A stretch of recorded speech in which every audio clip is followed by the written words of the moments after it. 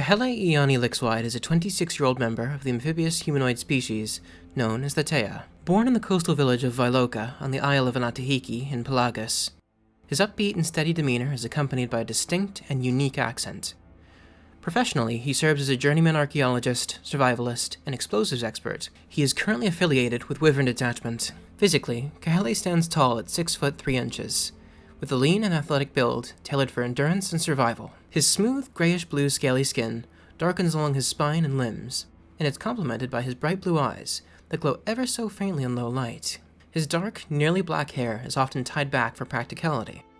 Notable features include a shark-like tail for balance and swimming, webbed hands and feet for quick, agile, aquatic movement, and sharp, serrated teeth, typically hidden behind a calm and caring expression. His clothing is practical, designed for exploration and combat, prioritizing mobility and protection. Kahele's early life was deeply influenced by his family and the struggles of his people. His mother, a revered storykeeper, preserved the oral traditions of the Teia. His father was a warrior who died in a tragic misunderstanding when Slimothian sailors shipwrecked on their shores. The Teia, fearing yet another invasion, engaged the stranded sailors in battle. The resulting conflict led to devastating consequences for Kahele's tribe. Orphaned by this conflict, Kahele was adopted at the age of 6 by Dr. Iani-Lixwyd. As Kahele grew, Lixwyd's brilliance as an inventor was in time overshadowed by his growing bitterness and self-loathing, as many of his ingenious designs and patents were exploited for war. This guilt festered, especially after a heated argument with his granddaughter Faye. This led to her departure for Slymouth. Kahele, caught between them, struggled to mediate but ultimately watched the relationship fracture. Over time, Lixwyd's once thriving island settlement gradually emptied as settlers left due to his worsening demeanor and the island's dwindling resources. Despite this, Kahele remains dedicated to supporting Lixwyd and helping him reclaim his sense of purpose. He also stays in close contact with Faye, who is like a sister and best friend to him growing up. During an expedition to a remote island, Kahele encountered an island manticore, a venomous predator feared for its lethal sting and man-eating tendencies. Though severely wounded, Kahele managed to slay the beast after a brutal fight.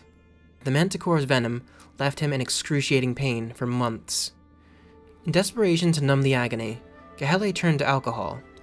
What began as a means to dull the pain gradually would become an unhealthy habit. Over time, this habit escalated and he began to drink heavily, using it to mask both physical pain and the emotional toll of his experiences. Recognizing the path he was on, Kahele made the decision to stop drinking so heavily.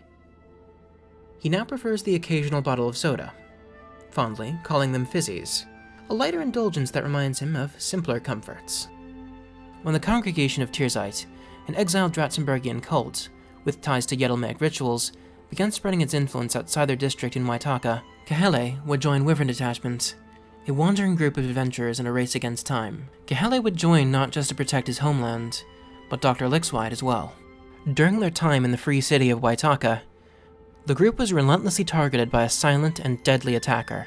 During a second fierce encounter with the assailant, Tyvan managed to tear off the attacker's helmet, revealing a glimpse of the face beneath. Kahele briefly saw the attacker and was struck by an unsettling mix of fear and sympathy. In that moment, Kahele had the chance to strike a fatal blow on her, but upon seeing her face, he hesitated. The assailant would disappear quicker than she had revealed herself, leaving more questions than answers.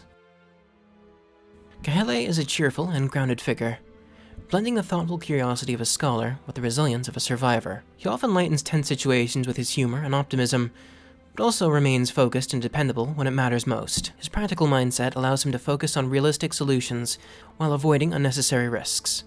Though he once drank heavily to numb pain and emotional burdens, Kahele has since changed. Kahele also enjoys life's simple pleasures. His favorite meal is freshly cooked Pelagian claymore fish, reflecting his love of hearty, flavorful seafood from his homeland. For dessert, he delights in rum cakes, which remind him of coastal celebrations and family traditions. His loyalty runs deep for those he trusts. His steady presence offers emotional stability and clarity to his companions during times of extreme chaos. Kahele regards Dr. Iani-Lixwyd as both a mentor and a father figure, feeling deep responsibility for his well-being, especially after witnessing his struggle with guilt and depression. Kahele remains dedicated to helping Lixwyd reclaim his sense of purpose. Despite the fact Lixwyd is now a shadow of the man he once was, Kahele still uses a dual last name to honor him. Kahele stays in close contact with Iani-Lixwyd, Lixwyd's granddaughter, who is his closest childhood friend. Their bond remains strong, despite their physical distance.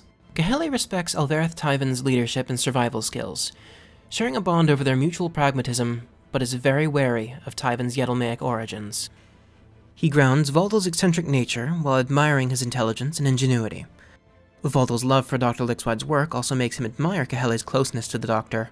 If you were to ask Kahele, he would admit that he warmed up to Valdal first.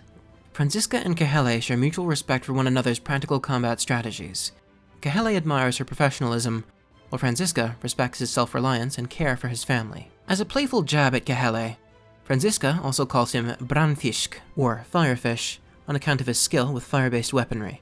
He also forms a connection with Maruska through their shared roles as protectors and caretakers. And while Kahele views Maruska's vow to never use lethal force as impressive, he also sees it as a bit too idealistic.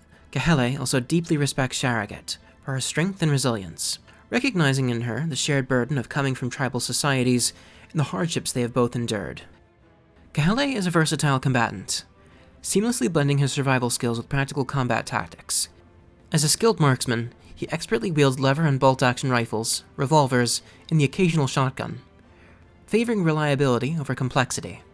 His proficiency in explosives allows him to craft and deploy firebombs, smoke bombs, nitroglycerin sticks, and improvised traps.